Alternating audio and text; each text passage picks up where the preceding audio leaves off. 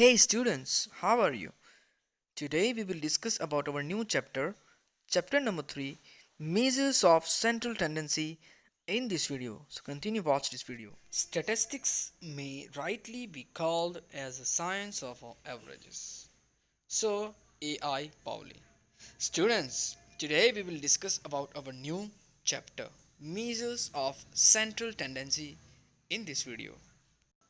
In this tutorial, we are going to learn about the meaning, characteristics, mean, median, quartiles, deciles, percentiles, that means measures of positional averages, and third topic, mode, right? And we will study about comparative study of mean, median, and mode in this chapter. First of all, meaning. The large volume of statistical data can be organized by classification and tabulation. This shows certain characteristics of the given data. The diagrams and graphs drawn for the data show its trend and patterns. It helps a visual interpretation and comparison of data. यानी कि आप आगे जो देख चुके हो collection of data, presentation of data on graph, diagram वही है। तो उसमें से हमें अब मीन यानी कि एवरेज कैलकुलेट करनी है, पोजिशनल एवरेजेस चेक करनी है कि क्वार्टाइल क्या है, डिसाइल क्या है, परसेंटाइल क्या है, मीडियन क्या है, राइट।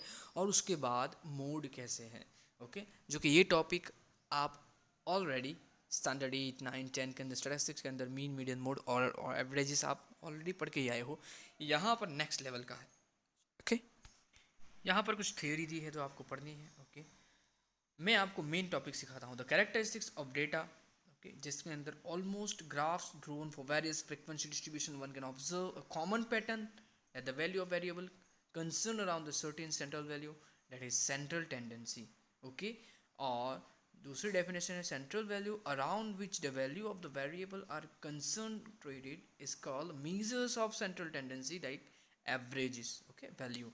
तो हमें क्या देखना है यहाँ पर, thus an average value presents the data in concise form, shows spatial characteristics of the data, helps in comparison between two or more sets of data। तो ये सारी चीज़ें हमें इस चैप्टर के अंदर देखनी है, अलग अलग एवरेजेस निकालने हैं। एक पिक्चर दिया हुआ है जो हम देखते हैं, एक क्लासरूम की पिक्चर है या फिर कोई मीटिंग चल रही है, आप जो भी एग्जांपल लेना चाहते हो ले सकते हो। एक व्यक्ति उनको कुछ प्रेजेंटेशन दे रहा है और उसके सामने एक एसी रखा है और 22 डिग्री, 24 डिग्री, 27 डिग्री डिग्रियाँ दी हैं, दैट मीन्स टेम्परेचर, ओके।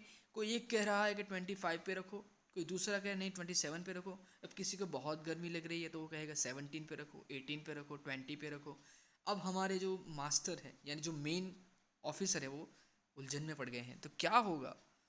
तो उसने सोचा कि काम करूँ मैं इन सभी की एवरेज निकाल दूँ, ओके, और फिर वही डिग्री के ऊपर हमारा एसी सेट कर दूंगा। तो सभी का क्या करेंगे, जो आप ऑलरेडी करते आए हो, यस, प्लस करेंगे। जैसे आप अपने मार्क्स का प्लस करते हो, divide by total marks multiply by 100, तो यहाँ पर वही करेंगे, लेकिन मल्टीप्लाई बाय 100 नहीं करना है, यहाँ पर आपको मीन एवरेज निकालनी है। तो सभी का टोटल करेंगे, डिवाइड बाय कितने हैं गिनो पर्सन, 1 2 3 4 5 6 7 8, ओके। टोटल कितने हैं, 4 एंड 4, 1 2 3 4 5 6 7 8 9, ओके। टोटल है 9, 3 3 6, ओके, 3 3 6 3 9 और वो 10। तो सभी का टोटल करेंगे डिवाइडेड बाय 9, तो जो मीन आएगा वही हम टेम्परेचर रखेंगे। बस ये स्टोरी इस चैप्टर के अंदर पढ़नी है, okay. Now we will start our chapter from here. Characteristics of good measure of central tendency. First, it should be well defined and rigid. Yes, define होता है, rigid यानी कि fix होता है, उसमें कोई changes नहीं होते। Second, it should be easy to understand and calculate. It should be based on all observation of the data. It should be suitable for further algebraic operations. It should be stable measure यानी कि fix होता है, stable रहता है, change नहीं होता रहता। Different sample के अंदर same size from the same population should be almost same. 6, it should be not unduly affected a few very large और वेरी स्मॉल ऑब्जर्वेशन, ओके। यहाँ पर हम सेटल टेंडेंसी में मेन देखने वाले हैं, first mean, second median and other positional averages, and third mode. Now we will start our chapter with mean, arithmetic mean or mean. First of all, what is the meaning of mean? Arithmetic mean is defined as the value obtained by sum of all observation divided by the total number of observations, okay। यानी हम क्या करते हैं exam के अंदर, simple example देता हूँ, total marks करते हैं जो हमारे आए हैं, डिवाइडेड बाय हमारे जो मार्क्स टोटल हैं उसको किससे डिवाइड करेंगे, तो टोटल मार्क्स से। जैसे आपका टोटल हो रहा है 400 और आपके सभी 100 मार्क्स का 7 सब्जेक्ट है तो 700, तो 400 डिवाइडेड बाय 700 मल्टीप्लाई बाय 100 करते थे। तो यहाँ पर मीन में ऐसा ही करना है, लेकिन हमें एवरेज निकालनी है, दैट मीन्स यहाँ पर मल्टीप्लाई बाय 100 नहीं करना है। ओके, सिंपल है। ओके, जिसको हम एक्स बार से डिनोट करते हैं, किससे, एक्स बार, एक्स और ऊपर लाइन, और वेरिएबल को हम एक्स से डिनोट करते हैं। तो ये है आपका mean.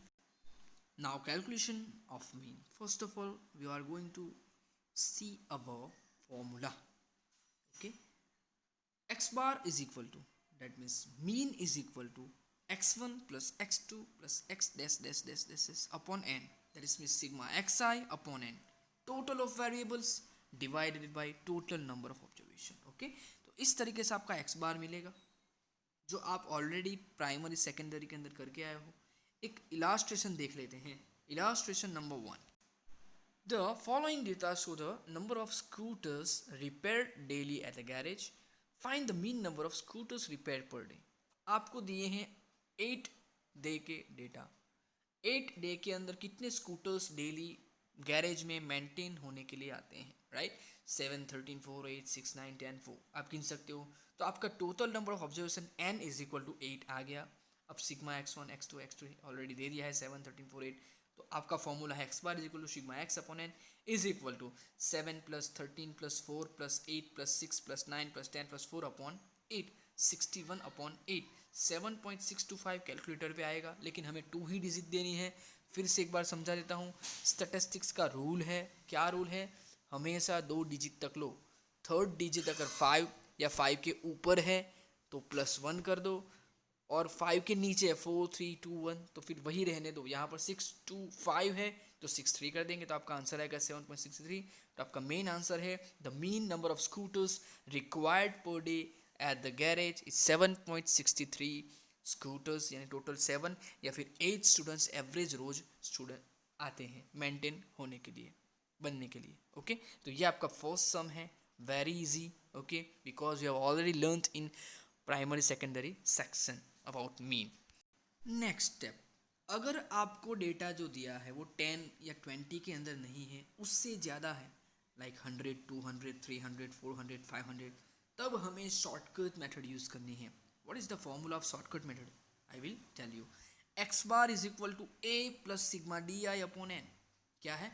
X bar is equal to a यानी एज्यूम नंबर, आपने जो एज्यूम किया है वो हम देखेंगे सम के अंदर, तब इजीली समझ आ जाएगा, plus sigma D I upon N. तो ये है आपका फॉर्मूला। सिग्मा डी आई यानी D1 plus D2 plus D3, जो डी हम कैलकुलेट करेंगे वही। देखते हैं सम नंबर 2, इलास्ट्रेशन नंबर 2 देखो तब समझ में आएगा। The rainfall in millimetres at 10 different places of a district was recorded as 126, 110, 91, 115, 112, 18, 101, 93, 97, 113। Find the mean rainfall. अब आपको यहाँ पर x दे दिया है, लेकिन आप देख सकते हो 50 के प्लस है, 50 के अप है, 100 तक है। ओके, एंड 3 डिजिट है, तो हम शॉर्टकट मेथड यूज़ करेंगे। सबसे इजी है shortcut method. Okay, don't worry, आपको टेंशन लेने की ज़रूरत नहीं है, बहुत इजी मेथड है। रेनफॉल पहले x लिख देंगे, राइट। अब आपको क्या करना है, फर्स्ट स्टेप मीन कैलकुलेट करना है। ओके, तो मीन कैलकुलेट करने के लिए a चाहिए, सिग्मा d और n। तो सिग्मा d कैसे बनेगा, तो x माइनस a। अब आपको एज्यूम करना है x में से किसी एक भी डिजिट को, यहाँ पर 100 किया है, आप कोई भी डिजिट। अब ध्यान से सुनिए, फर्स्ट स्टेप क्या है, कुछ नहीं करना है। x आपका क्या है, तो 126 और a है 100, तो बस 100 माइनस करते जाओ। 126 minus 100, 110 minus 100, 91 minus 100, 115 minus 100, 112 minus 100, इस तरीके से माइनस करते जाओ, नीचे आपका आंसर आता था। लेकिन खास याद रखो, पहले x यानी 126 और फिर a। कई स्टूडेंट्स क्या करेंगे, पहले 100 माइनस 126 करेंगे, that is wrong. Okay, 126 minus 100, 110 minus 100, dash dash dash, 97 minus 100, 113 minus 100। जो माइनस में आ रहा है उसको माइनस में रखो, जो प्लस में आ रहा है उसको प्लस में रखो। अब नेक्स्ट स्टेप आपको क्या करना है, पहले प्लस वाले प्लस कर दो और माइनस वाले प्लस कर दो, उसको अलग रखो। ओके, तो आप टोटल कर सकते हो। तो यहाँ पर आपका प्लस का टोटल आएगा 77 और माइनस का टोटल आएगा 39।